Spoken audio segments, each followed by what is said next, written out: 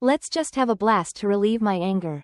The accomplice didn't care much, scratched his face and let the guy with the hair go alone into Se-young's building to do the deed. It easily broke the lock on the lower floor, walked step by step up to the floor of the apartment building, then broke the lock on the door to the terrace, just like that, pushing it into nature like its own home. As soon as I walked in, I was extremely uncomfortable when I saw that the grass up here was covered in holes. I felt like no one lived here. I didn't know if I was going to waste my time coming here. He put his hands in his pockets and walked slowly towards the attic room, muttering curses. What kind of house doesn't have a window? Suddenly he remembered that the photo he received showed a window in the roof, just not on his side. Dang licked his lips and tried to find a way to break into the window, when suddenly he heard the large door next to him making the clicking sound of someone unlocking it from the inside. Suddenly it made a squeaking sound and opened in front of the curly-haired man, making him extremely surprised. He immediately stepped inside. If the door opened like this, it would be a waste. It was too dark to see anything, but from inside there were twinkling eyes staring at him, like a predator waiting for it to fall into a trap. It was 1:05 a.m. and the prankster still hadn't seen his accomplice come out. Not knowing how many cigarettes he had lit, he angrily stomped his way into the house. Up at the Se-young building, the sensor lights in the hallway turned on from the first floor to the second floor, then the third and fourth floors. The prankster appeared on the rooftop of the Se-young building where the door was already open as if waiting. Seeing that the door was open, it meant that his accomplices had met their target. He scratched his head, thinking that this idiot said he was going to arrest people, but he didn't know why. Shoving the window open, he was about to open his mouth to curse when he suddenly saw a hand rush out from the darkness and grab his face like it was a toy that he couldn't resist. Just like that, the guy's entire body was dragged into the house. The big guy looked like he was still being dragged without the slightest resistance. Soon there was no longer any sound outside the terrace. The derelict car remained there until the next morning, when the police came to find out it was already 9 o'clock. The male police officer put a ticket sticker on the car and then intended to call a tow truck to get it out of here immediately, but the police saw that no one came to pick it up, which is normal for these types of rare vehicles. Every time they are called to pay a fine, they say that this is not their car, hoping that this car has the owner's information saved on the system so they can call. Suddenly a police officer asked his colleague, "Do you know that this building is under special surveillance from our side?" Of course people don't know, it's not long since we've been in the industry. Simply put, it's an order from above. The superiors told us to come check this place regularly, so you have to pay a little attention to. Time passed heavily. In a building in downtown Seoul, the phone in Changsu's hand received a text message from an unknown number. "Told me I heard about Jun-hyuk calling someone. Tell me, my friend." Jun-hyuk sat there not far away, asking how things were going. It's already 11 o'clock and there's no news yet? He was so hot that he cursed, but Changsu didn't have any information to respond. So how could they know the reason because they hadn't called me yet? Jun-hyuk's voice was bad. "Leave the three of them alone, they're idiots." Changsu didn't know what to say. He looked and looked, waited for several hours without any response, and finally called another person who was currently at work. As soon as that big fat hand lifted up, he heard a faint voice introducing, "I'm Changsu." As soon as Choi Jong-chan heard his voice, the other side smiled welcomingly. "Ah, is that Changsu, my boys? Worked well, right?" Hearing Changsu's hesitant voice say, "I still haven't heard anything from them," he quickly turned around in his chair and asked, "What the hell are they doing that's taking so long?" Changsu didn't know either, so he guessed that maybe the guys he sent were all chickens. Suddenly he's angry. He's a fool. Are all the thugs and thugs hitting people so hard and looking down on them like that? Jong Chan didn't want to say more, just simply said, "Wait for me to check and then call you back." The kid on the other end of the line kept talking. He was in a hurry. Then he took his anger out on him. Knowing something like this was going on, I called Uncle Chong Yun from the beginning. What he said made Jong Chan very angry, but he still had to try to hold on to Changsu. The only sound on the other end of the line was a beeping sound because the other person had hung up. He clenched the phone in his hand and muttered curses. "You son of a bitch. I let you talk to me like that just because you are my big brother's son. Gritting his teeth in anger, he finally couldn't help but scream and curse. Green beans and pennywort, you bastards, you really are a bunch of sons of bitches. The phones of the two guys sent by Zhang Chan vibrated on the floor, not twice at the same time but one after the other, while their owner was lying twisted in a strange position on the floor. Wooden House, after being beaten so much that eyes, nose, and mouth merged, not knowing which was which. Wearing his familiar baggy pants, Se-young walked over to look at them to see if they were still awake or dreaming, with a really creepy look on his face. If he was still awake, he was afraid he would beat them to death. At the exit gate at Incheon International Airport, especially Soo-jung and Soo-hyuk were clicking their shoes on the stone floor. As soon as she got outside, she heard a female voice calling Soo-jung. It was a woman in a suit bowing to her, but clearly the two did not know each other. She simply said, "I'm Nam Ho-young from the president's bodyguard room. Does that mean my father's people have to come?" Soo-jung didn't ask for more reasons but showed an annoyed expression. He was about to defend himself when he suddenly heard a low male voice nearby calling out, "Soo-hyuk." Who could make him stop so unhappily like that? Quote. That middle-aged man in an elegant outfit, Mr. Yang, was looking at him and smiling. It's been a long time. Soo-jung's hand was grabbed. The bodyguard dragged the young lady out of here immediately, because your father ordered me to take you to him as soon as you landed at the airport. Turning back to look at Soo-hyuk as if he wanted to say something more, but he didn't say a word. Just like that, Ho-young led the young lady past Mr. Yang, leaving two men, one young and one old, at the deserted airport. The credit company's office got a call, but the other end of the line started cursing, "Hey you son of a bitch." As soon as I heard the voice, I immediately knew that the chairman was in charge. The person who picked up the phone sounded calm, but Zhang Chan on the other end went crazy. "The matter I told you about yesterday has been resolved. Go and bring those bastards back here for me immediately." The three-pointed man didn't understand what the president was saying on the other end. I lowered the phone, vaguely guessing that these bastards must have gone crazy and left, no one knows where. He is Yeom Dong-suk, the second department head of Mira Credit Company. Now I have to call my juniors to ask about the two guys who were sent to Se-young's building yesterday. Why haven't they reported yet? And no one knows where they are, and no one seems to have ever returned home. So how is that? Jong-suk felt confused, so he drove to park right under Se-young's building.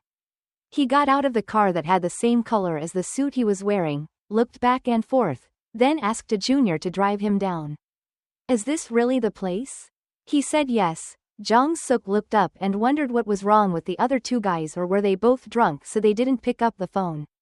Suddenly he saw a penalty sign posted at the foot of the building and went over to take a look. The letters were a bit small, so his eyes had to be close to his vision to be able to read it. On it is written a very familiar license plate that is the car our company provided to those two idiots and nothing else, meaning they came here, but why couldn't they call? On the ticket, it says 10:20 a.m. is the time the car was towed away, so what the hell were they doing from then until the car was towed away?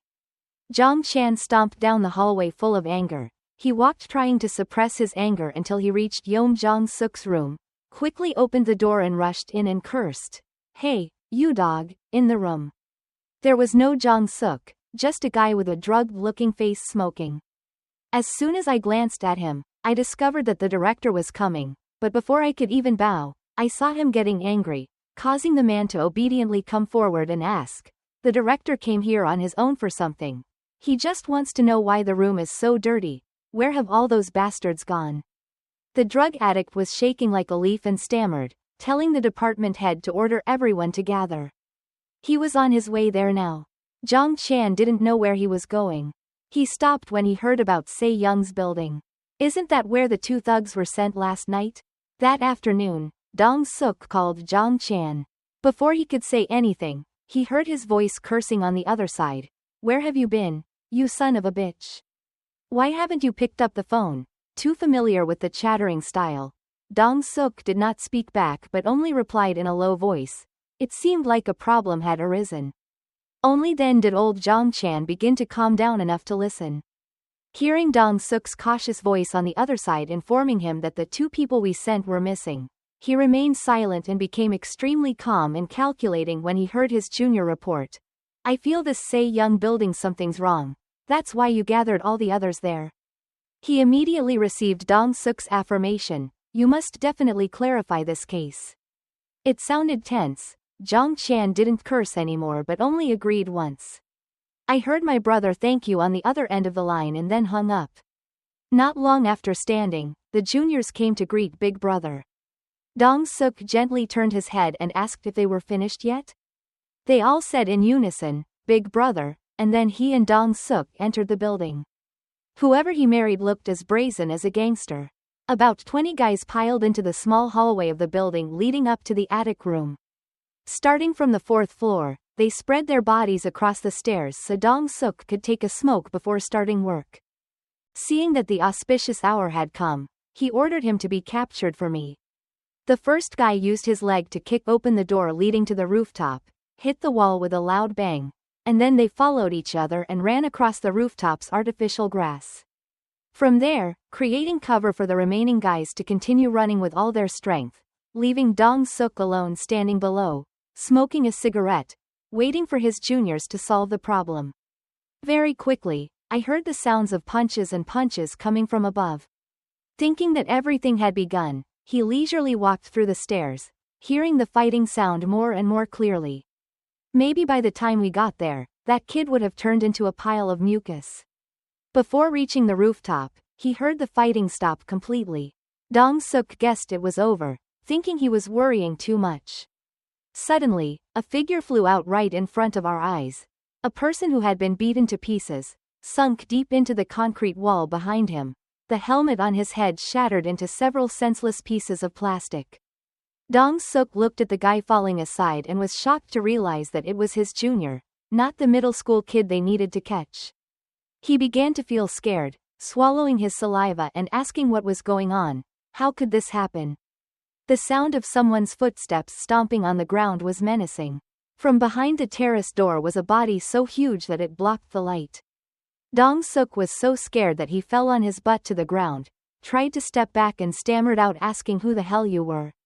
His scream was in complete contrast to the strange calmness on the giant's face. Se-young punched the gangster in front of him straight in the face and punched him with his bare hand, which felt like it was playing. 2 heavy weapons. That afternoon, the police were called to record information from people in the Se-young building. I heard screams and some gangsters entered. It's the gossipy lady with oval hair who's telling the police in a low voice. Lately I'm so scared that I can't sleep well. After writing those words, he closed the notebook and told her to wait a moment and we would go inside to verify right now. The 2 policemen walking together mumbled and asked, since they heard the screams, why didn't they report it right away? They also said that if anyone who looked like the girl came, they should just close the door and leave it alone. I don't understand. Why did you report this time? The other person thought it was normal because she hadn't been able to sleep recently and they were screaming so much. When they set foot on the stairs leading to the rooftop, they discovered that the upper door was already open, unlike what she said it was locked the whole time, but anyway, it saved the effort. The 2 of them walked straight up the stairs and discovered that the lock here had been broken in an extremely crude way. Clearly someone had broken in illegally. I quickly called my colleagues here to take a look. They realized the seriousness of this incident and asked each other, so we have to investigate, right? Going up to the terrace, they knocked loudly on the balcony door. They continuously urged whoever was on the other side to open quickly. Some people had already reported and asked for cooperation. Not long after, there was the sound of the doorknob being turned. They immediately stepped back when they saw the large silhouette of that person. When they turned up all the way, they could only see the door frame past the neck, but not their face. Se-young loomed in front of the 2 policemen like a giant with extremely intimidating shaggy hair. They shouted loudly and stood still, not being allowed to move. One of them saw the scene behind Se-young. His face turned pale and he raised his gun and pointed it at him with urgency as if he saw a danger. Danger ahead. The other colleague didn't know what was going on. He panicked and turned around to ask what was going on. He saw why the other person was stammering like he was scared, saying something behind him.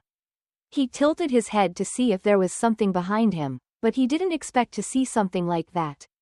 A look of shock and horror appeared in the policeman's eyes because the entire gang of gangsters had been punched and piled on top of each other, covered in blood that flowed all over the people. They hesitated. Is that a real person?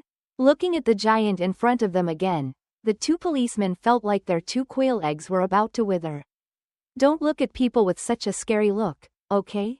The police were quickly gathered right in front of Se Young's house along with ambulances, making the whole neighborhood resound.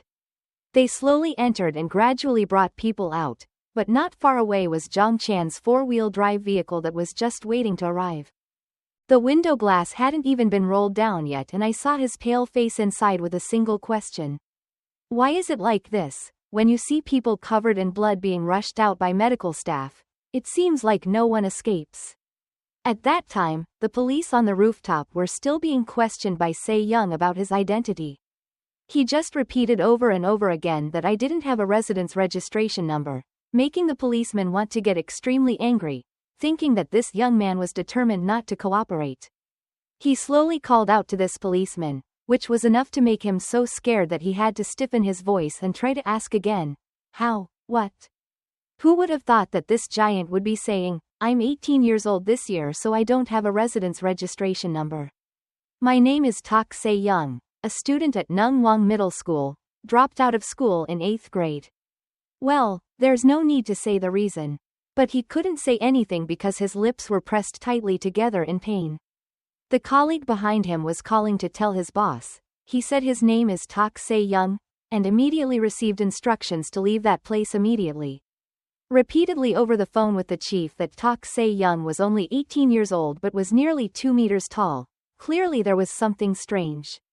But he asked back, so what? Remind the policeman that he broke those guys' arms and legs, slashed them with a knife. He's not a normal teenager, don't you understand? The chief's voice continued to impatiently repeat to the subordinate and that the incident happened inside his house, not outside. If you touch him at all, the reporters in the whole of Korea will cling to you and not let go. Can you guys handle it? The chief said he couldn't carry the burden, so how could his subordinates dare say he could? Finally hung up with gritted teeth, causing his colleague behind him to whisper and ask, what did he say? The police officer turned around. People told me to get out of here immediately. Just like that, the two of them left Se Young alone and left immediately. He didn't have time to keep guests.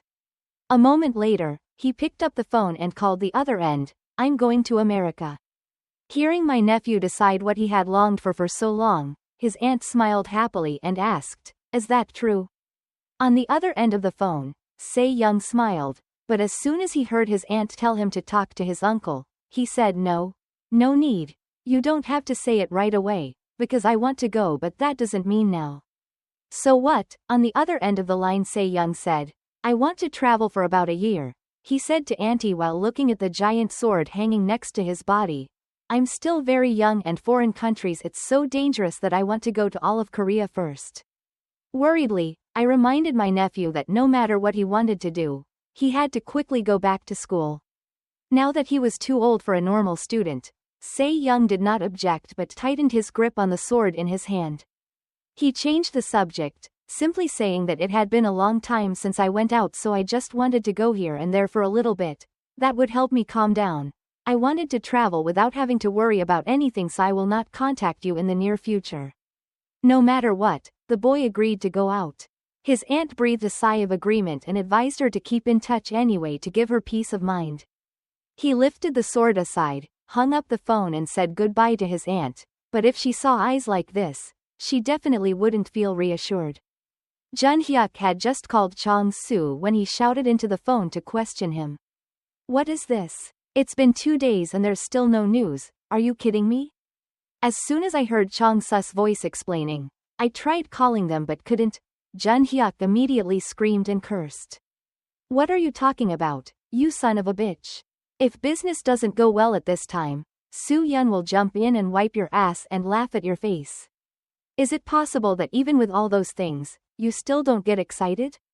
Hearing Jun Hyuk's angry voice cursing, you were very good at solving cases like this in middle school, you son of a bitch. Chong-soo suddenly felt terribly offended. He didn't say anything, but the other end of the line kept talking continuously. You're fine, I won't talk to you anymore, don't call me for now, understand? Discarded like a bag of trash, Chong-soo angrily threw his phone on the bed, fumbled with it for a while, then rubbed the top of his eyes in frustration. A moment later the phone vibrated again. The guy the first didn't want to hear the most, Lee Soo-yeon, was now calling. In the end, he still clicked to listen, turned on the speakerphone without picking it up. On the other end of the line was not Soo-yeon but another person's voice saying Soo-yeon wanted to see you. Standing up immediately, Chong-soo wanted to know where he was going, but the other person told him not to go yet. Bring one of these two. What the other end of the line unexpectedly said was a file about Se-young during the time he was in his attic apartment. At this time, Chong-soo had to fake a smile and tell Soo-yeon that these were all the latest pictures of Se-young. In return, he gave him a suspicious look. Did he live in the attic room in Se-young's building? Couldn't take a picture of him or anything. Chong-soo hated that face and had to act as if nothing happened, scratching his head and laughing, not understanding why these dogs asked the same questions. That's it, Soo-yeon let out a breath and then handed the pile of documents to Soo-ho and said, send this pile along with the documents to the people in Ryuhei's organization in Korea. Soo-young and his friend just glanced at him. Eyes have understood each other. In the near future, we will meet them again without revealing any traces, especially the current situation. It seems that we have taken this matter too lightly, which is why some problems have arisen. At present, Ryuhei's group of people are all professionals. They also have the advantage of not being local people. Soo-yeon did not trust anyone for the time being, glanced at him. Soo-young knew immediately that it was a face of resentment when recalling 2 dark, hellish years. She would definitely not let it happen again. Once again, Chong-soo was silent. Suddenly being called by name made him startled. Soo-yeon had already approached him, demanding, Jun-hyuk told me, he will play with those toys first. Which means what do you mean?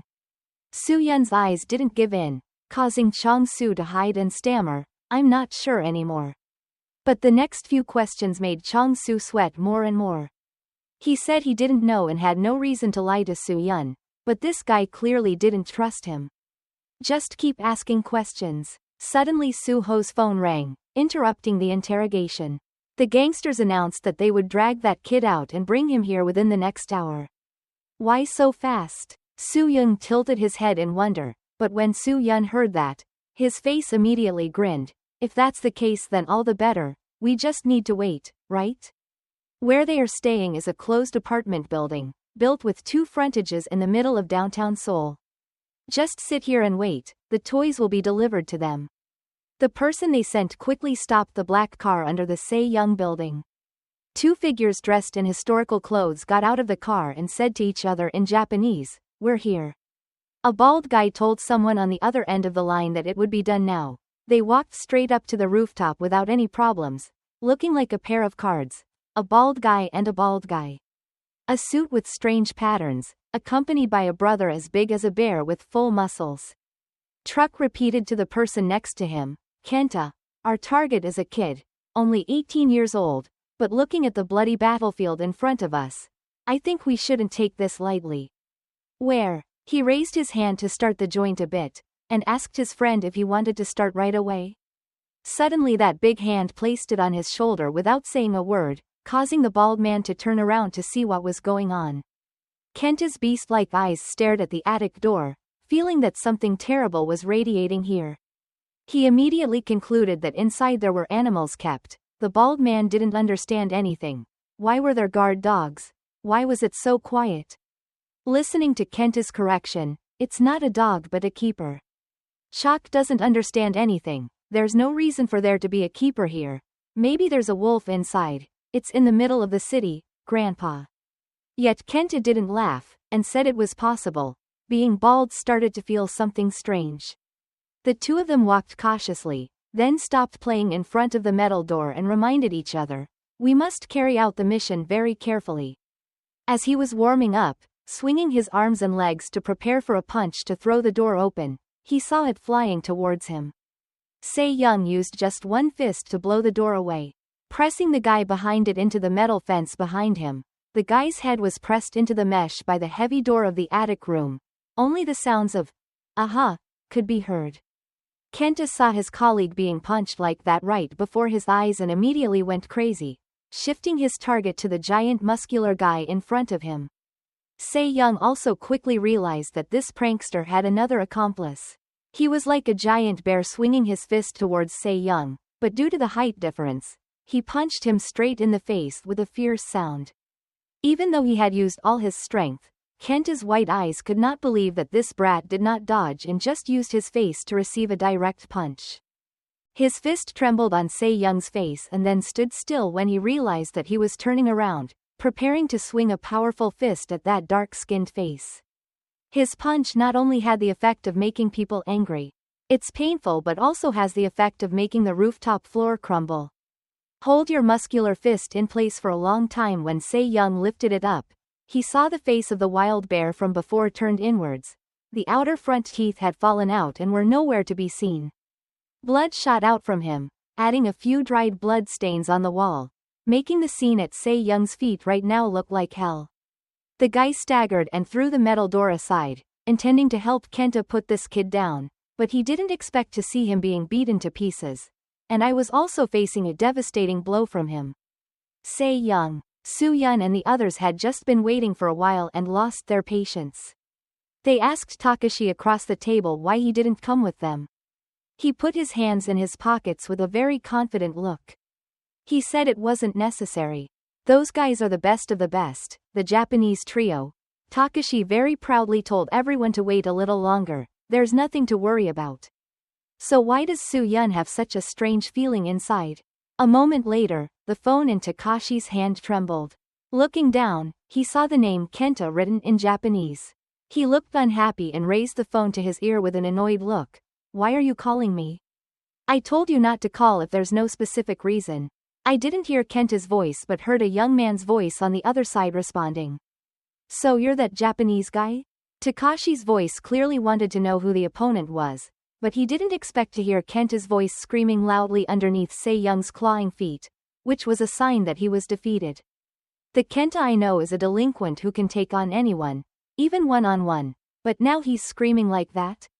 Takashi had to put the phone a little away from himself to avoid hearing the other guy's questioning voice as if he had come from hell. Where are you? Seeing no response from the other end, he squeezed Kenta's chest again, making him scream loudly. Unable to bear it, Takashi turned off the phone immediately, regardless of what the junior on the other side did. Moments later, Se-young looked down, looking at the guy in his car through the window. He repeated what he said earlier. You said it would take 10 minutes to get there, right? I'll just give you 5 minutes. Looking at Se-young's face, you knew he wasn't joking. The guy with his puffy face clenched his teeth and didn't dare cough a word. Behind Se-young's car was a giant sword. He closed the door next to the passenger seat, thinking he had forgiven the thief. But his strong hand grabbed the glass panel on the roof of the car and just pulled it out like that. A cheap toy. Se-young looked at that troublesome thing on his face as if it had nothing to do with him, then threw the big Kenta into the back seat. Just used his feet to jump into the car without opening the door, releasing a single word. Hit the steel with the teasing name, go. On the other side, Takashi hung up the phone with a worried look on his face, causing Su-yun to quickly ask, what's going on over there? He hesitated for a moment and then said, let's leave this place now. Go immediately. All 4 guys were startled. What was going on? Takashi can only say we failed. To protect everyone's safety, please return to your home. Su-yun frowned and asked, why did he fail? How could he not catch a brat like that? Takashi's voice sounded urgent. I don't have time to explain this right now.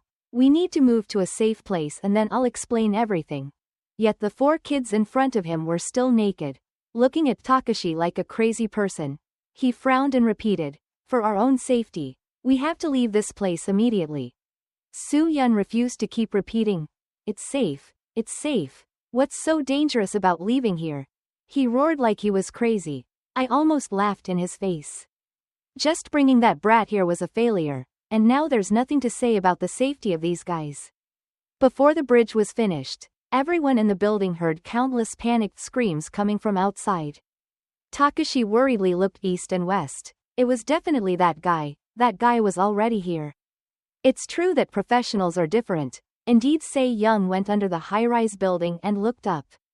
A few minutes earlier, the thief's car took Se-young through the main street to a double-fronted building in central Seoul. It rolled a few times before stopping, emitting smoke from the rear wheels, causing people on the street to think it was an action movie and instead crowded around to watch it. They groaned when they saw big feet stepping on the ground. Then from there appeared an extremely tall body that was different from normal people, so they raised their phones to take pictures, thinking they were the main character of some movie. Just appeared. He didn't turn his head, but the prankster clearly heard a question, which floor? Not feeling conscious at all, Se-young had to look at the prankster behind him. He pretended to be guilty and didn't dare look at Se-young's face but still read.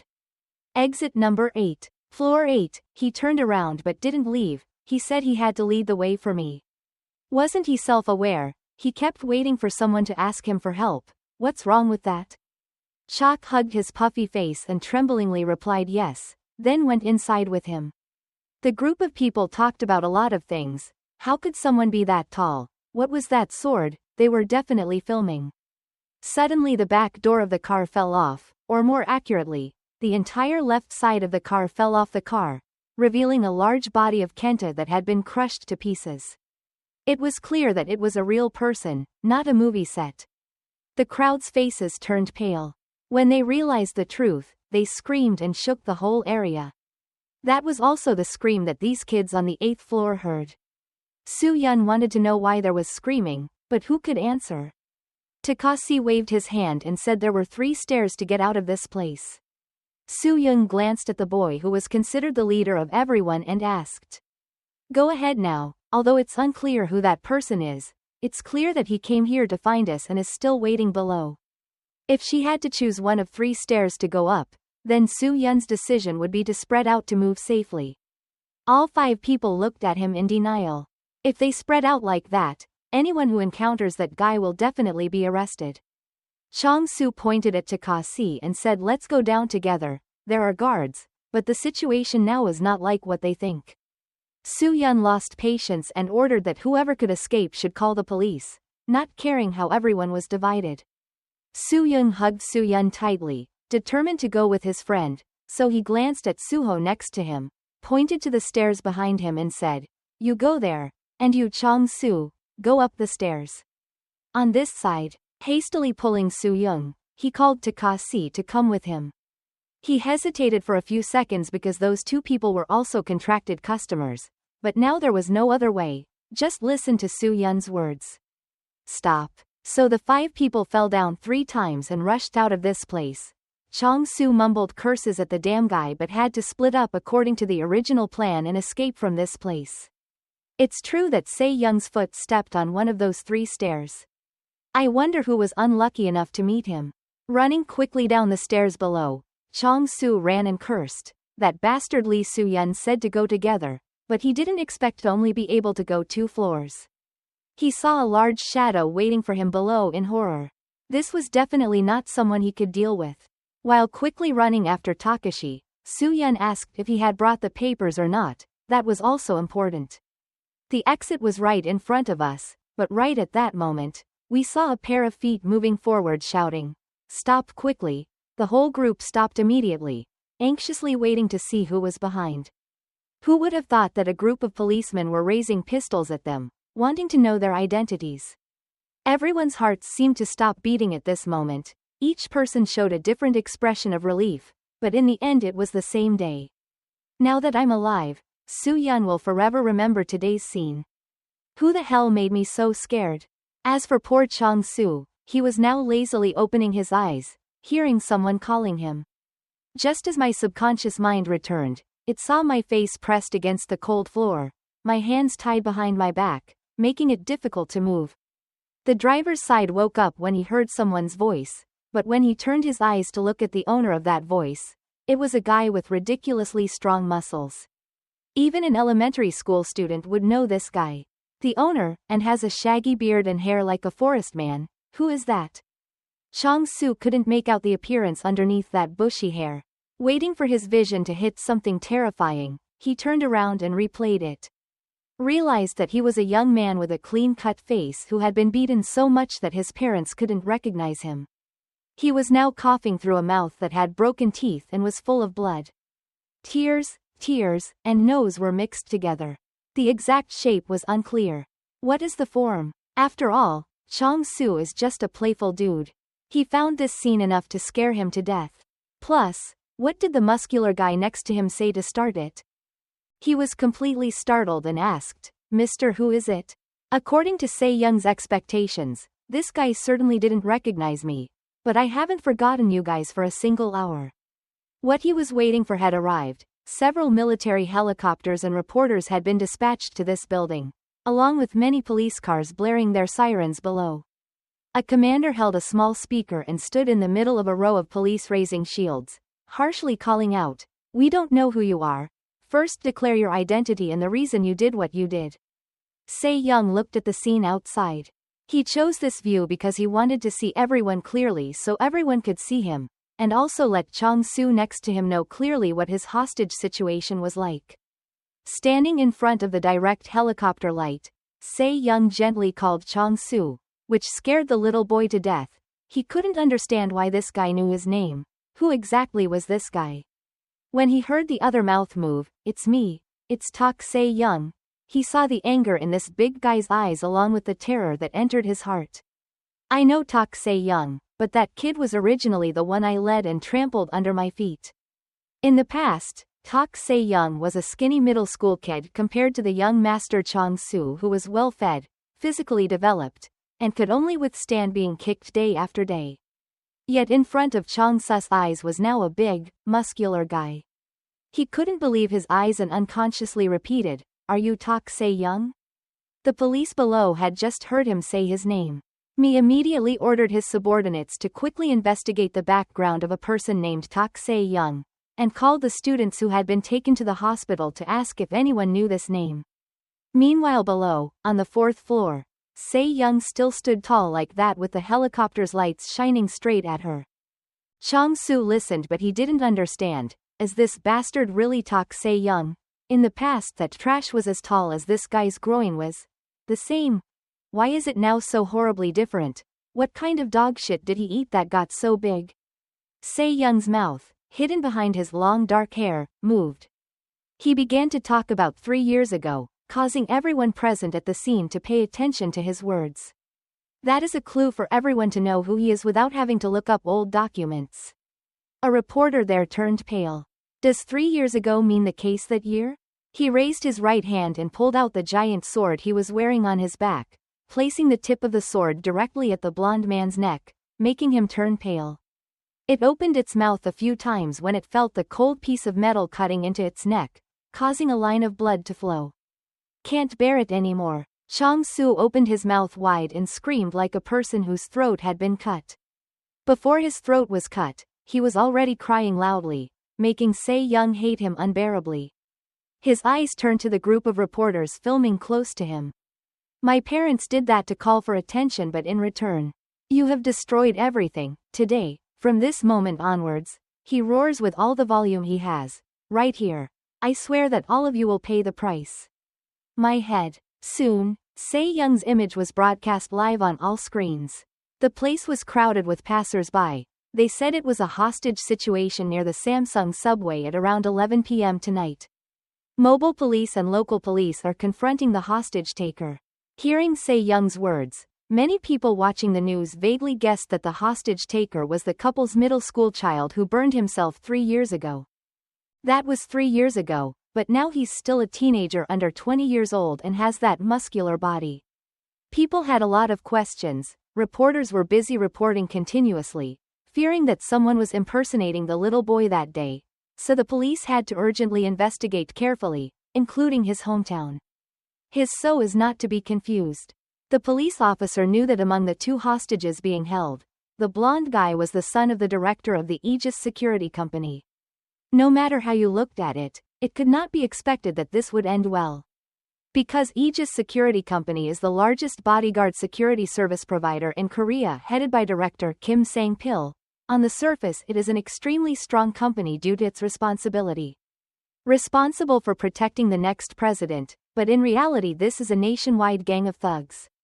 The son of the director of Aegis Company, according to him, was one of the perpetrators of the school violence incident 3 years ago. Raising his head to look at the big man in front of him, he thought that if that person was really Tak Se-young, one of the victims of the incident that happened 3 years ago, then his behavior today was generally understandable. Even though it was a bit more violent than usual and the conclusion was that the hostages were in danger, so he shouted into the interrogator, "What is the reason you are holding hostages? Tell me quickly, what do you want?" Unexpectedly, from the mouth of a kid not yet 20 years old, he clearly said, "I have nothing to negotiate."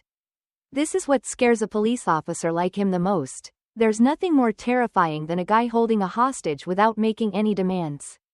It seemed that Se-young knew that. He loudly repeated, "I don't have any requests. All I need to do is notify everyone. What is the announcement?" Everyone raised their eyes and stared at Se-young. He slowly read out each name besides Chong-soo who bullied him, including Lee Soo-yeon, Jang Soo-young, Kim Jun-hyuk, Kim Yoo-jin, Lee Soo-ho, Jung Da-hun and Nam Hee-eun.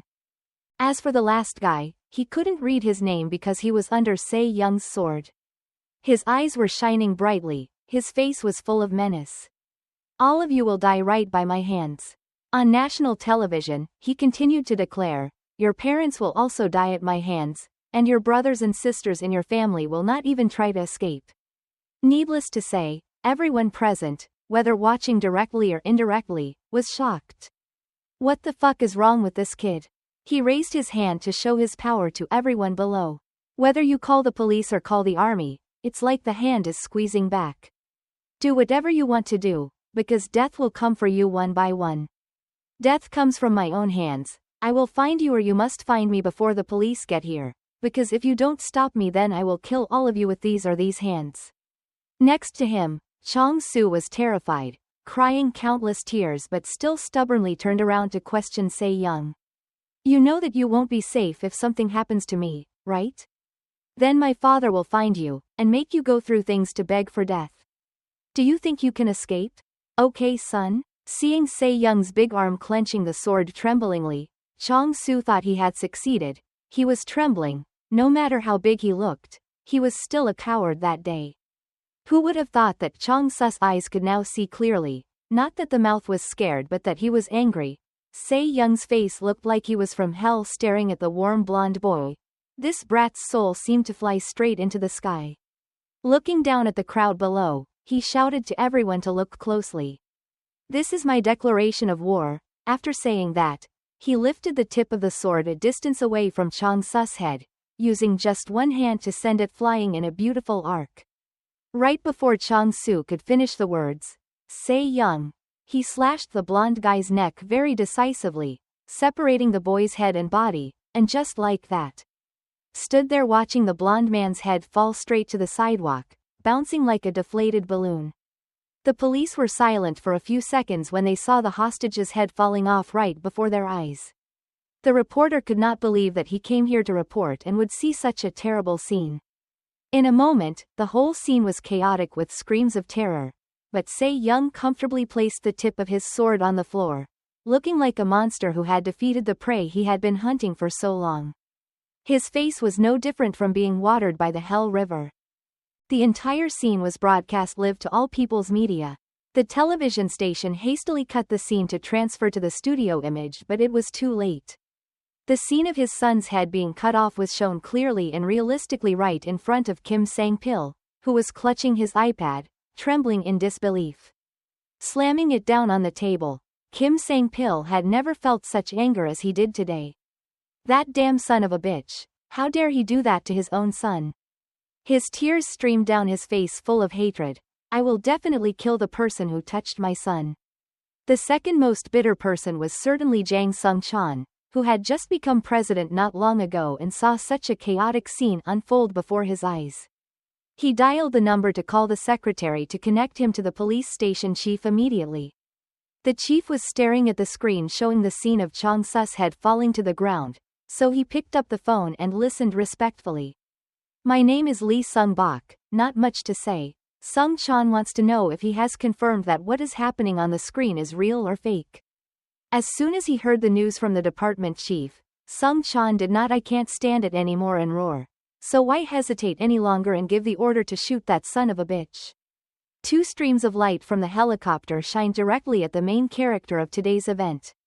Se-young glared at the head of the blonde guy not far from the police footsteps, not feeling the slightest bit of his anger. Be soothed. But the police commander was very angry. The mission was led by him and the hostages were already dead. At that moment, hearing the hissing sound of the walkie-talkie on his waist announcing that there had been an order from his superiors allowing him to kill on the spot, he was surprised that the normal kill on the spot order had not been issued.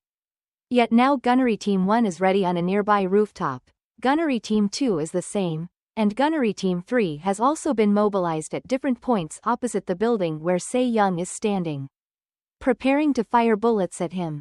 In some miraculous way, Se-young saw everything. He looked down at the policeman who was looking back and forth wonderingly, before the mobile team was ordered to rush into the area. Pointing their guns straight at the only object up there, they were ready to shoot down Se-young at any time. The current situation had gone beyond the commander's control. He turned to look at Se-young up there without the slightest change in emotion. He kept his gloomy, dead face like that and then finally opened his mouth and mumbled, "You policeman." Before he could finish his sentence, he was shot in the face. Everyone was shocked. The order to shoot hadn't even been given yet, so they were shooting directly at people on television? The gun barrel of Gunnery Team 1 was still smoking. They announced that they had completed the mission of destroying the target, but not yet. His vision saw the young man still standing there stunned. He was so fast that he was able to raise his sword to block the sniper's bullet that had just been launched. Behind him, his eyes were as if shining on the guy who had just tried to assassinate him. The police were shocked when they received the news that the number 1 sniper team had failed. The commander's side heard the sound of a belt grinding. Quickly kill him. This is my order. Kill him immediately. He was pushed back and forth between orders and fairness. In the past, there was no such thing as an order to kill a teenager like that, but in the end, pointing his finger in that direction, he ordered to shoot. So the mobile police team below fired continuously at Se-young with bullets in different directions. Seeing his silhouette blur and disappear right before the police's eyes, he was so stunned that he dropped the speaker in his hand. His pupils caught Se-young's movements, then his whole head tilted to the left to look at him, who had now jumped out of the original building, just like a superhero not wearing underwear.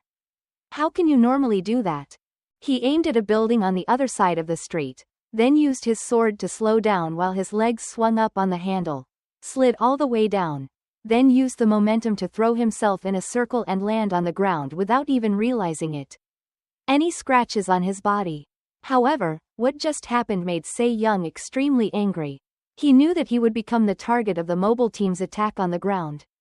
They would definitely not let this teenager escape. 3 or 4 mobile vehicles accelerated straight towards Se-young, who was standing tall on the main road. He stood there like that, declaring to the whole world that anyone who stopped me from taking revenge would die. As if she had turned on all-out battle mode, Se-young just stood there, holding a lightning weapon in her hand, facing the police car speeding towards her. He raised his hand and swung his huge sword, then pushed himself forward, feeling the wind pass by his ears. The biceps of his arms used all their strength, pinching the sword and gliding in a decisive path, twice as large as a police car. Split into 2. It continued to rush towards the second car, crashing into the guy driving in the front seat, causing the whole car to roll upside down into the sky. Not allowing the third car to get there. Taking a chance to change the route, I saw a second police car flying into the sky with a sword stuck in its nose. Se-young's feet stomped hard on the ground, then he suddenly jumped out of the place he was standing, followed the speed of the sword stuck in the second police car, then jumped at the height of the other police car. Tai grabbed the handle of the sword, bent around in the air, pulled it out of the car, then used the muscles of his arm to throw it down onto the third car, colliding directly on the roof, making a few rustling sounds and then exploding. No different from bombing. The impact of the explosion was so terrible that the police on the other side of the street had to quickly cover their faces with their hands. Then when the fire began to dissipate, they could clearly see a figure walking towards them in the blur, but the sword in Se-young's hand was extremely clear. Gradually, the main character appeared without the slightest bit of attack. Se-young's face was full of hatred and frustration. He was like a monster preparing to kill all the people here. What Tom was most concerned about right now was where did he buy his shirt so that even if the fire licked it, it wouldn't burn it? The veteran policemen looked at each other with wide eyes. What was going on? Or more accurately, was this kid even human? Se-young walked in front of them without a scratch. Not even his shirt caught fire, making the police officer both angry and confused, gritted his teeth, then ordered all the police present there to quickly prepare. Got shot. Following his orders, he opened fire on that inhumane guy. The ground beneath Se-young's feet had not yet been pinned by bullets. He jumped up to 2 meters high to avoid the police's shooting range. People looked east and west, but this guy had disappeared. As soon as he heard the sound of the wind rushing past his ears, Se-young landed on a policeman behind the commander, making him jump and turn back. That flowing hair did not obscure Se-young's vision. He clearly saw that there were 2 to 3 people aiming at him, preparing to shoot, because they had rushed into the middle of the police squad, now in addition to the 2 hostages. Below his feet, he was being targeted by more than a dozen gun barrels. Without the slightest hesitation, he stood up and lifted his huge sword as if preparing to kill all the people present, causing the captain to immediately speak over the radio and call the snipers to prepare to shoot. They quickly targeted the weak point on Se-young's body and immediately reported it to the captains of both sides, who were ready to fire at any time. It could be the aorta on the neck. It could also be the temple. The index finger placed on the gun could fire at any time. Bang! The sound of bullets rushing out of the sniper rifle from afar, rushing towards Se-young standing in the middle of the road. Yet right before the bullet hit his temple, he immediately turned his head to catch its every move, then leaned his sword out to touch the bullet, causing it to deviate from its path and land straight on his face. Land below. Just a simple glance like that made the captain so angry, he screamed like he was having a fit. Stop this guy. Use anything to stop this guy. The police also knew that everyone was in a state of extreme tension, pointing their guns at Se-young, but he still stood there, as if not paying attention to the fact that the captain had silently left his position behind him so the police could aim and shoot this big guy. Se-young's every move scared the police. They followed orders and had weapons, but the fear remained firmly attached to their scalps. Suddenly, someone in the group shouted. Then a series of guns and bullets were fired at Se-young, but he simply bent down and waved his hand in the middle of the continuous barrage of bullets, sweeping the sword wherever it went. Immediately gave a few loving pats to the police in front. This time, he not only used the sharp part of the blade to cut through the body, but he used the terrifying power created from the sword to knock all the police out of range around him at once. The journalist's camera picked up the moment when he and the police roared loudly. The reporter had no way to fight back, so he turned around and ran away. At least he had to save his life to record it for live television. People see it. Luckily, they made the very correct decision to escape from there, because the last policeman in the lineup was slapped by Se-young and broke his neck. The station's cameras lying on the ground captured the entire scene of Se-young looking like a monster roaming around the crowd. Every time he made a move, he opened his mouth and roared like a ferocious animal. The end of the image shown was enough to make Soo-yun's face turn pale when she saw this big guy, who was actually the one he beat up in middle school. Behind him was Soo-young shivering like she was sick, her hand adjusting the thermostat to increase the temperature, but she felt the cold as if it was seeping into every blood vessel. Se-young's voice was always declaring in her ear. Even Soo-yun felt hopeless. What did that son of a bitch say, that I will kill all your parents and cousins? Because he was afraid, he became even more angry because he had no ability to fight back against Se-young. Half an hour later, on the avenue, firefighters arrived to extinguish the fire that Se-young had caused after fighting with the police. 119 has just arrived, and are frantically calling each other to quickly deal with this place. There are also many injured people. Dragging a policeman wearing a shirt into the corner, the captain from before grumpily asked, "What did you say to that hostage keeper?" He looked at the captain's tense expression and knew he had no room to lie, but saying it would be like cutting off his career path. "This guy makes the captain crazy," he roars and says quickly. Finally, the young man had to remember the scene at that time when he saw thousands of bright sparks. Se-young stood alone in the middle of the road staring at the young man while dozens of police officers around him were all slapped by him. "Let out pulp." Se-young's expression at that time made the young man scared to death. He had never seen a person like this in his life, let alone seeing such a terrible teenager. Finally, the young man closed his eyes and groaned. The boy asked where the children who had escaped the kidnapping went. The captain's face turned pale.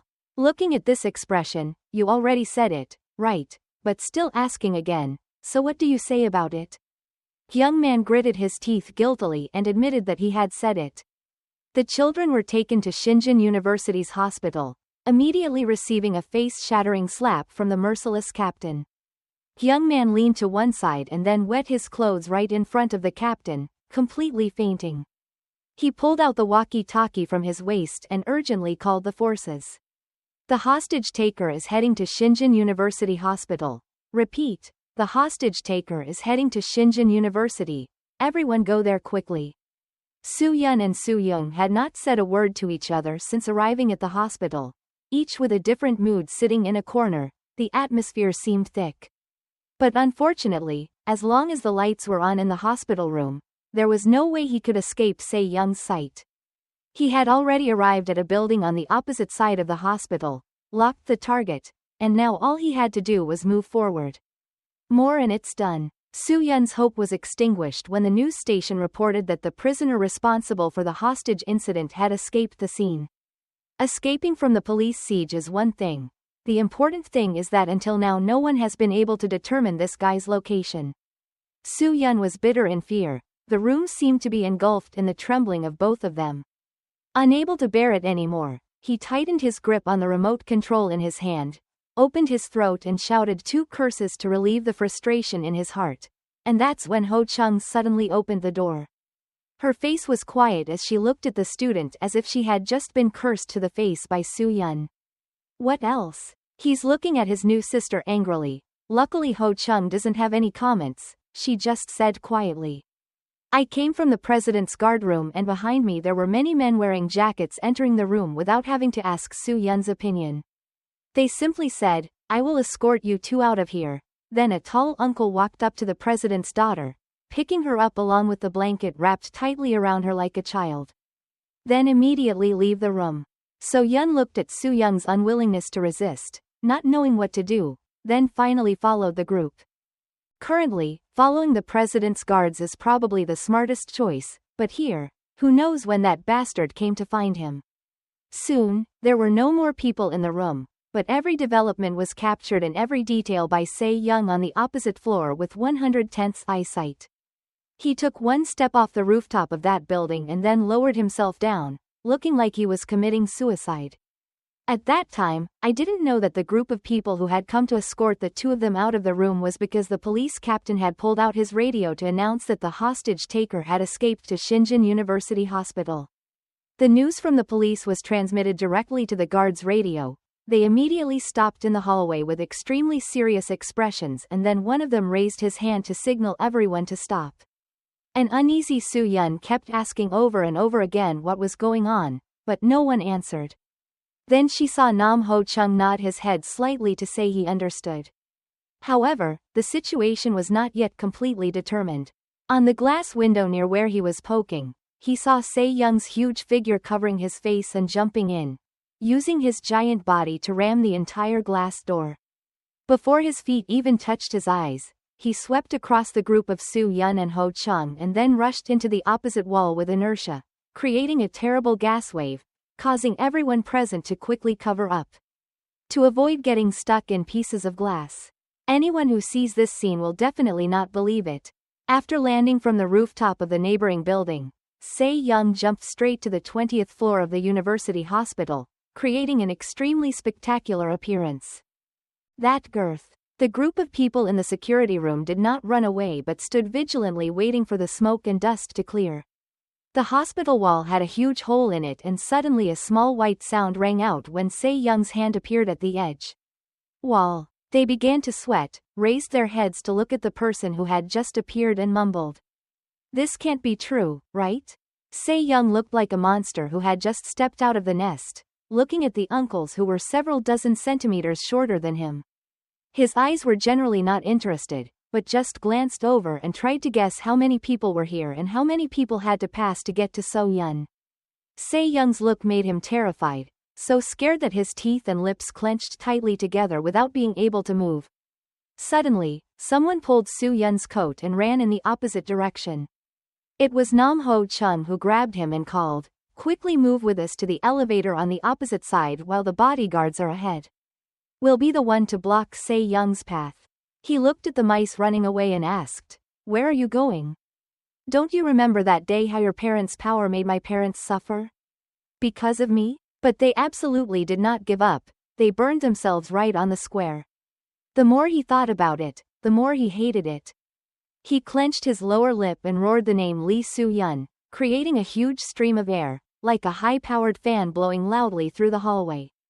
The scream echoed in Soo-yun's ears, making him scared, but he did not dare to stop for even a second. Seeing that the situation was not good, Ho-chung turned around and shouted at the guards, "What the hell to do?" and did not hurry up and shoot. They just now woke up and started to pull out their guns, but it was too late. The guy on the left was crushed worse than anything by Se-young. The guy on the right just pointed the gun and got an earful that the orthopedic hospital would definitely refuse. Refuse surgery. Because Se-young's punch sent him flying out of the hole he punched in the glass door earlier. Looking from this angle only saw despair. This time he flew out of the trap to pick up the body so he could chant. The remaining guards, seeing the first two men being beaten so badly, could only point their guns at Se-young, but no one dared to come close to him and play physical attacks, simultaneously shouting to shoot. Throughout the hospital hallway, the sound of bullets exploding continuously was heard. The other 4 people successfully entered the elevator, but Ho-chung's panic did not stop. She pressed hard on the elevator button to get it. Close it to go down quickly.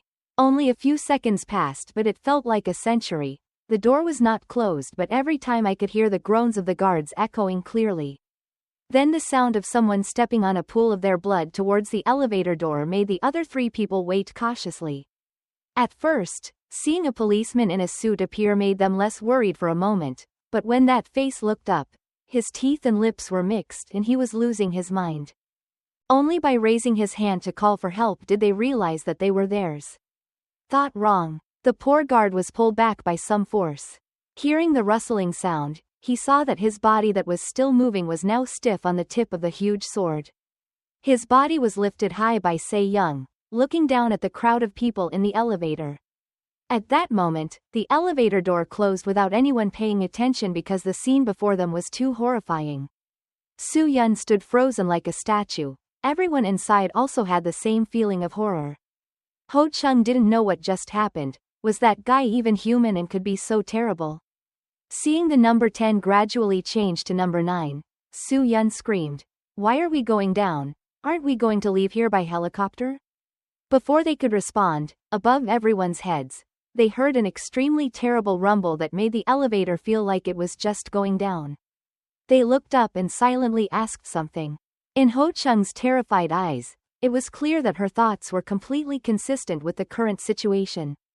Se-young jumped up on the roof of the elevator, flexing her arms to prepare for a powerful blowdown into this tin box, while the people below were still waiting, not knowing what would happen to her. Real combat experience told Ho-chung to duck down quickly. She and the others ducked down immediately. Right when Se-young was pointing his sword at the elevator lid, he raised his sword with one hand.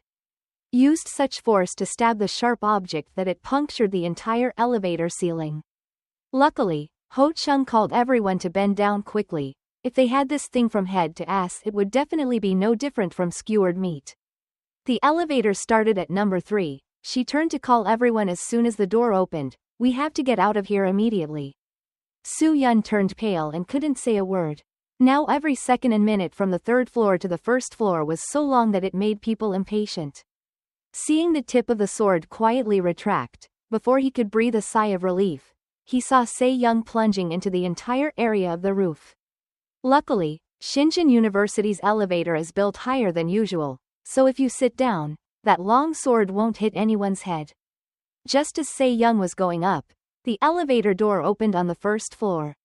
Soo-yun was the first to rush out with a blasphemy mouth, both afraid of death and feeling lucky because the light of survival was appearing before her eyes. It ran outside first, followed by Ho Chung also dragging himself out. The bodyguard was carrying Soo-young, who had just leaned forward to follow, and immediately took the tip of Se-young's sword straight into her left shoulder blade. Probably removed his shoulder joint. Soo-young, in the hands of the strongest person, witnessed this scene, making her face turn pale. Blood splattered all over his face, which was streaming with tears. In some miraculous way, her instincts made her push back the bodyguard and rush out of the elevator. The humming sound gradually subsided in the bodyguard's throat. He also wanted to escape but could not. That sword was stuck too deep, blood flowed continuously, and the ceiling of the elevator collapsed, crushing the neck bones. Then the entire elevator exploded with a loud noise right when Soo-young had just successfully let her legs escape. Soo-yun did not dare to approach her friend. Only Ho Chung rushed to help her while the elevator was emitting smoke. Fear locked Soo-young's legs on the ground. She was not injured in her legs but could not stand up and continue running, so Ho Chung had to help her step by step and drag her out of here. Soo-yun wanted to approach but didn't dare. The fear made him tremble. Just a few seconds later, he saw huge feet appear from behind the smoke, causing fear to rise in his eyes. Sure enough, the monster Se-young was walking step by step out of the elevator, chasing after him. With a long sword he appeared in front of the crowd, speaking in a low voice as if he had come from hell. Where do you think you are going? He called Soo-yun enough to make this kid wet his pants, let alone Soo-young. He didn't even have the strength to cry anymore. The two of them would be the next to die after Chang-soo. But before he could take action, a green military zipline vehicle rushed through the hospital's property window, suddenly leaving everyone present stunned. Se-young was not surprised, but his eyes wanted to know which bastard appeared at this moment to stop him. The car made an arc when it was about 10 meters away from Se-young. It slid on the brick floor of the hospital and then hit the right side of Se-young. He actually stood with his legs spread out to block the huge car that was hitting him. It didn't seem like he was completely injured, but the impact from there was so great that his feet slid on the tile floor, and then his whole body was thrown into the ground. The wall on the other side of the hospital. The wheels screeched in front of 1 or 3 people, the most nervous of which was Soo-yun. I didn't know if it was the enemy or me. Who would have thought that the familiar figure stepping down from the zip car made him breathe a sigh of relief. Teacher Yang, he had never seen Teacher Yang so happy as he was today, but the teacher looked at the group of young people with a very calm expression, immediately opened the door and told them to come up. Before even getting on the bus, Se-young's foot stomped on the other end as if signaling that she was back in the game. Everyone's actions were pushed up more urgently than ever. But his eyes were now directed towards Mr. Yang, making it impossible for him to guess. After the group of people got into the car, the teacher immediately ordered them to drive away. Behind them, the subordinates wanted to explain further but were immediately chased away. It was clear that someone here had to hold them back so this guy would let the group of people go. His student escaped, so the subordinate had to obey the order even though he was reluctant, driving the van out of Shingen Hospital, leaving Mr. Yang to face the giant Se-young over there. He looked at the teacher and then looked at the car that was driving away, but he turned around not wanting to collide with Yang Jiol, which made him very angry.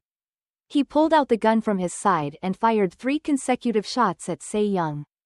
To stop him, Se-young's footsteps indeed stopped. He immediately turned his eyes to the guy blocking him. I don't know where you crawled from, but if you want to pursue those kids, you have to overcome me. Before, holding a gun in one hand and a knife in the other, he was ready to fight Se-young, but he didn't say a single word to the teacher, and his fist with the hilt of the sword just stood straight at Jiol's face, making his senses go away. He was concave and looked like his body was flying several meters away. A fierce roar was heard. Didn't Se-young say that he will kill anyone who gets in his way, regardless of their background or status? After finishing with the teacher, he glanced at the car that had just left, silently planning to catch up. The green car was mixed in with a group of 4 cars identical to him as if it were a mix-in. The first part also had a few small cars. Black leads the way. Soo-yun was so scared that his voice trembled and asked the driver if he saw that guy. He couldn't see the guy in the rearview mirror, which reduced the tension in the car a bit. At this time, Ho-chung only had time to call Eco 1 on the other side of the station, with 1 minute left to reach the expected destination. Hearing from the other side that the pickup point would be on the Yeongdong Bridge, which had previously been blocked by the security team, Ho-chung agreed and then immediately stood up and told the driver, "As soon as we cross the bridge, turn right quickly." He wanted to explain further but was scolded by Ho-chung. "Who do you think I am?" Suddenly being bullied, the driver turned around and chatted, "I knew she was from the president's security room but we already had a route created by the Shinjin group." While the convoy was speeding across the Yeongdong Bridge, something made a loud noise about 50 meters away from them, from which Se-young and his sword shot out.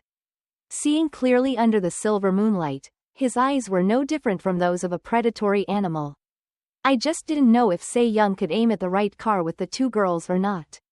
Among the 5 identical zip cars, he aimed at the 4th car that seemed to be running the farthest from the others. Se-young immediately lowered his strong body onto the roof of the car, hearing it explode. As if a bomb had hit, all the people in the other cars turned their heads to look immediately. The Mercedes on this trip is only a pile of scrap metal. Ho-chung couldn't believe that this guy was really trying to kill him, so he turned back to play the driver's name, shouted orders, "We're almost at the pickup point. We have to stop that dog at all costs, using this method. Anything is fine as long as it stops it." The Z-hip vehicle followed the direction of the 5-vehicle line and sped forward, and Ho-chung saw in the back seat a guy who had just pulled out a weapons box filled with the latest technology ice guns. With this caliber of weapon, it goes without saying that Ho-chung remained silent and let him do his work, but wait until she discovered that it was not a normal gun but a grenade launcher. Once that grenade exits the barrel, not to mention the big guy, but the civilians involved will also die. Sure enough, the gunman nervously aimed at the target and then released the grenade from the barrel, intending to kill Se-young along with the people in the Z-hip he was standing on. The explosion was a one-time explosion that blocked the entire area around the explosion. Flames flew in the wind, causing Soo-yun to stick her head out to see if the guy was dead or not. With the eyes of someone who had never experienced battle, he quickly smiled mischievously, thinking that he had successfully defeated that guy. A grenade exploded at that level, even monsters could not survive. Yet the monster that Soo-yun was talking about was now flying above their Z-hip, landing on the hood. Soo-yun heard a crunching sound and the metal underneath her butt. Horror flooded into the eyes of the people in the car. The most terrible thing was that Soo-young began to cry and then held her head and screamed loudly. Her eyes flowed and she looked extremely helpless. Se-young didn't care. He just used his sword to slash across the roof of the car so that it flew out onto the side of the convertible, allowing everyone to clearly see his large body towering over the car. Se-young now looks like a monster who only knows how to kill, whose main target is all the people in the car, no matter what he will do in one blow to destroy them all. The sword slashed down, leaving everyone in the car dumbfounded. Only Ho-chung was awake, shouting at the driver to step on the brake quickly. The car braked suddenly and nose forward, pinching Se-young several dozen meters forward. Yet his eyes never left the zip car for a second. He gently used his muscular arm to push the tip of the sword down and hit the concrete road, stopping his body. Finally, it was able to stop without being pushed too far, while the zip car was spinning around trying to find a way to escape. The 3 people in the car stared at Se-young's eyes without flinching, but now he heard loud noises behind him. Looking back, I saw a few streams of white smoke coming from the nearby blockhouse. It seemed like the police had set up a temporary rampart to open fire at Se-young. At first, I saw these things flying at a not very fast speed and seemed harmless, but when they hit the ground, they immediately emitted a light and then exploded loudly. It seemed like flares combined with smoke were used to help the plane fly. The zip truck escaped safely. Next to the police barricade, someone shouted, preparing to fire. Guns with seemingly endless magazines were pointed at Se-young. As soon as he jumped out of the smoke, his hand grabbed a gun. The metal bar of the bridge looked down and tried to guess who was attacking him. Se-young's eyes were full of indignation, seeing that the crowd below was clearly following her, following the command to fire. They immediately raised their guns and fired continuously, and Se-young was dangling above the bridge. No different from a monkey. He pushed his arm onto the bridge and then dodged through the barrage of bullets towards the police. When he hit the ground where they opened fire, several people shot out there at the same time. They had weapons in their hands, but they were still terrified, watching and wondering how a human being could cause such a scene.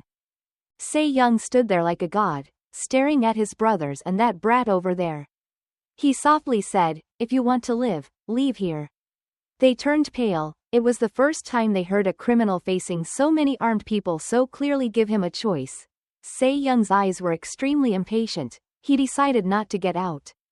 "Die by my hand." The young man's words hit the police officers' self-esteem.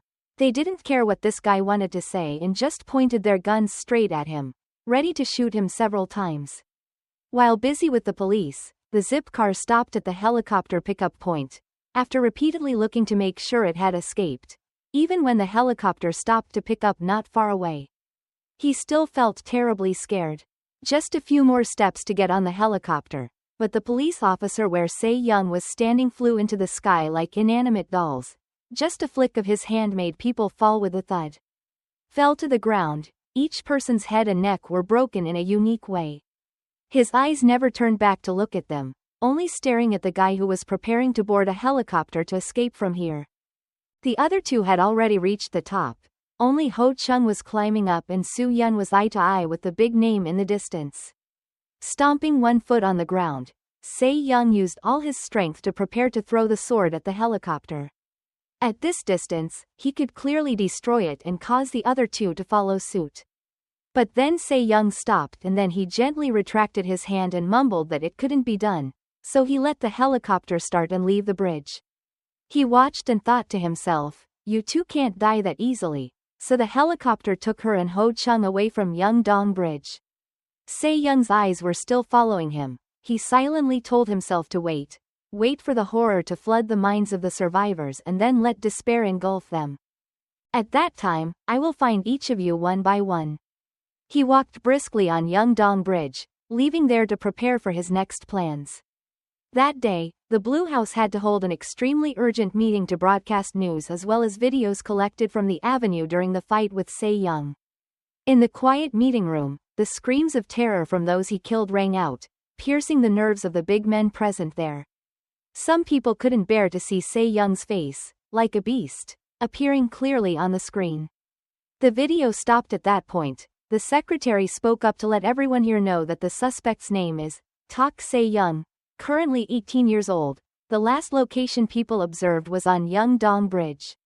Hearing reports that investigations were being organized to find out more information about this person, the small group of officials immediately murmured loudly. According to current reports, 3 years ago Tak Se-young was one of the victims of school violence among teenagers aged 10x. His information board from when he was in middle school was shown to the officials, and by the way, it was said that his parents had self-immolated at Gwanghwamun Square, causing a stir in public opinion for a long time. Before he could continue speaking, suddenly, at the end of the table row, a man shouted, "Wait," in his military uniform. He glanced at the secretary and asked her to try to guess where Tak Se-young is going. The secretary couldn't predict that, but rather, she had no right to guess because the president didn't show up, so they had to ask the secretary. Immediately there was a sound of discontent in the meeting room. And why was the president absent at this time? He squinted his eyes and looked at that person. The secretary replied in a low voice because the president had already taken a step forward himself. Jang Sung-chol was present at the Blue Wing Media Building that day with the parents of the other criminals, watching the recording of Se-young loudly reading each name of the people he would hunt down, including his crazy face when declared, "You will die by my hands. Then your parents will also die. your brothers and sisters are no exception. When the lights in the room were turned on, when the recording ended, everyone was quiet for a while. To be honest, anger was greeting people everywhere along with an indescribable frustration. Because everyone present here is a big-name official, yet they are threatened and killed by an 18-year-old boy. Lee Jo-young, Soo-yun's father, director of Shinjin Group, spoke up with a gritted expression that he was unhappy. Even though the director of Shinjin Security Company is not here, we still have to proceed with the meeting. First, all channels searching for that video must be blocked, the president and Soo-young's father continued, mobilizing all forces at Blue Wing and Good Fin to prevent the video from spreading. Mrs. Oh Young-suk, Jun Hyuk's mother, who is also the Blue Wing communications director, heard that but did not rush to speak up, but thoughtfully thought of an awkward way. One of them spoke up. It was really difficult to stop everything that Sung Chong couldn't understand. Isn't Good Fin very good at this? According to Kim Jun-ji-yu, Kim Yoo-jin's father, his company Good Fin did not react in time, despite mobilizing competitors in the media to stop it, but the video also spread on the internet. It's network. Since Jang gritted his teeth, we definitely have to eliminate that guy to change the current situation. Full of determination, a fat man's sigh echoed in the room, making Sung Chong feel unhappy and ask, "What's wrong with Young Yun-suk?" He had sweat all over his shiny face.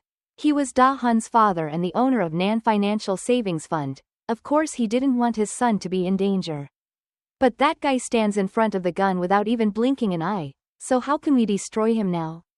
Hee-won's father Nam Gi-young, deputy director of the tax department, sat next to him and agreed but did not speak up, making old Yun-suk even more nervous.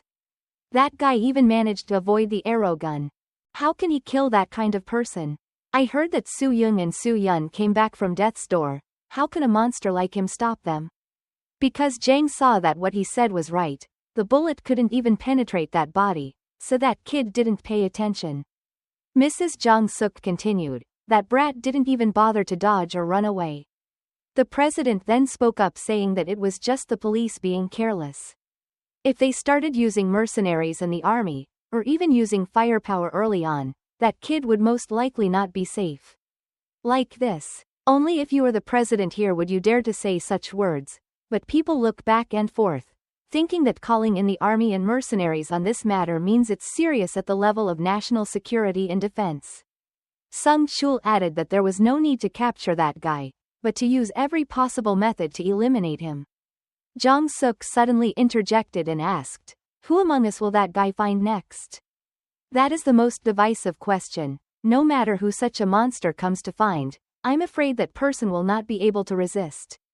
From Yeongdong Bridge, Se-young walked on bare feet into the community memorial park, carrying the sword in broad daylight like that, passing through the security room with an extremely outstanding appearance like that of an uncle. The janitor just glanced over and was shaking like a leaf. The colleague opened the door and asked why he was so pale, but when he looked in that direction and saw Se-young's back, they immediately agreed to call the police. But he didn't do anything, just sat crouched in front of a grave that looked really sad. Bowing down in front of her parents' tablets, she couldn't remember how much time had passed. Finally, Se-young called out to her parents, "I'm sorry." He smiled brightly as if he was really talking to his parents. "I should have been here first. I'm sorry, I'm a bit late, aren't I?" There was no response from the tombstone of Se-young's parents, only a rustling sound in the wind, and then suddenly a stream of tears flowed down his face. Then many tears covered the face behind him. Ruffled hair. Bending over,